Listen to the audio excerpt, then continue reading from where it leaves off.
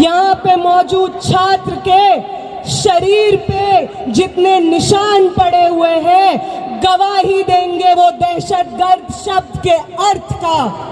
जो डिक्शनरी होती है उसमें जब दहशतगर्द लिखा जाएगा, दहशत लिखा जाएगा, डर लिखा जाएगा, हिंसा लिखा जाएगा, तो दिल्ली पुलिस का नाम बार बार दर्ज किया जाएगा। हम याद रखेंगे कि आपने वो संसद जिसको हमारे वोट से चुने हुए प्रतिनिधि आबाद करते हैं, वो संसद जिससे ज्यादा पब्लिक मॉन्यूमेंट शायद इस देश में कोई ना हो, जब हम उस संसद के पास जाने की कोशिश करते हैं अपनी मांगों को लेकर के, आपने हमारे सर खोल के रख दिए। याद रखेंगे हम याद रखेंगे दिल्ली पुलिस के उन लोगों को जिन्होंने फीमेल प्रोटेस्टर्स के ऊपर उनके प्राइवेट पार्ट्स में पेटेंट्स घुसाने की कोशिश की। याद रखेंगे हम आपकी हिंसा को। हम याद रखेंगे कि आपको मालूम था कि साथी हमाद 23 दिन से भूख हड़ताल पे बैठे थे। आपको मालूम था कि उनकी किडनी में ब्लड क्लॉट्स जम गए थे, फिर भी आपने अपने डंडों का इस्तेमाल करके उनका बदन खोल दिया। याद रखेंगे हम याद रखेंगे कि 23 दिन के बाद, भूख हड़ताल के बाद, जब मैं, आमीन और मनीष इधर इस टेंट में जंतर मंतर पे बैठे हुए थे क्योंकि हमारी चलने की हालत नहीं थी, तो आपकी एक बटालियन जो दिल्ली के अलग अलग कोनों से लोगों को जंतर मंतर भेज रही थी, वो बटालियन आंसू गैस सीधे हमारी टेंट की तरफ फायर करती है, लाठियां लेकर के हमारे टेंट की तरफ चार्ज करती है।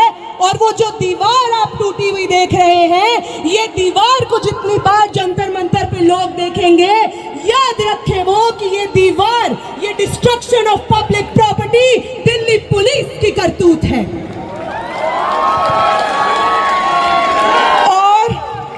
और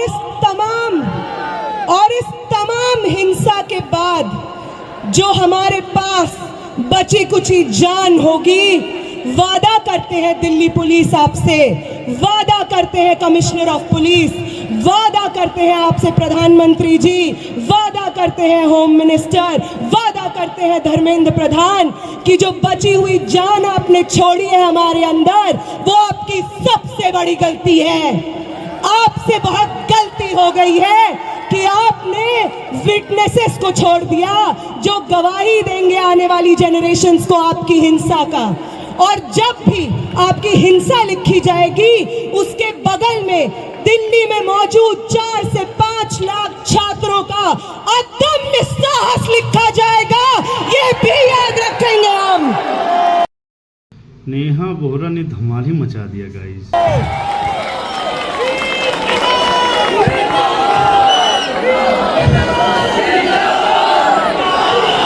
याद रखेंगे हम कि पटना से कूच करके, लखनऊ से कूच करके, महाराष्ट्र से कूच करके, कर्नाटका से कूच करके एक दूसरे को जानते नहीं थे जो लोग, उन्होंने आपकी हिंसा से एक दूसरे को बचाया है, अपने शरीर से अपने बगल वाले इंसान को बचाया है, सिर्फ इसलिए ताकि इस देश में लोकतंत्र जिंदा रहे, आगे आने वाले पीढ़ी के लिए शिक्षा जिंदा रहे।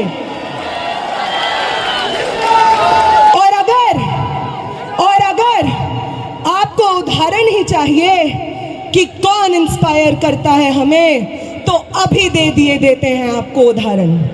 वो सावित्री माई, वो फातिमा शेख जिन्होंने पूरे समाज की तोहमतें झेली, पत्थर अपने बदन पे झेले, गोबर अपने बदन पे झेला, सिर्फ इसलिए क्योंकि वो चाहती थी कि इस देश की महिलाएं, इस देश के पिछड़ी जाति से आने वाले लोग शिक्षा हासिल कर सके। तो उनसे इंस्पिरेशन मिलती है हमें। हम उनसे ये सीखते हैं कि अपने पब्लिक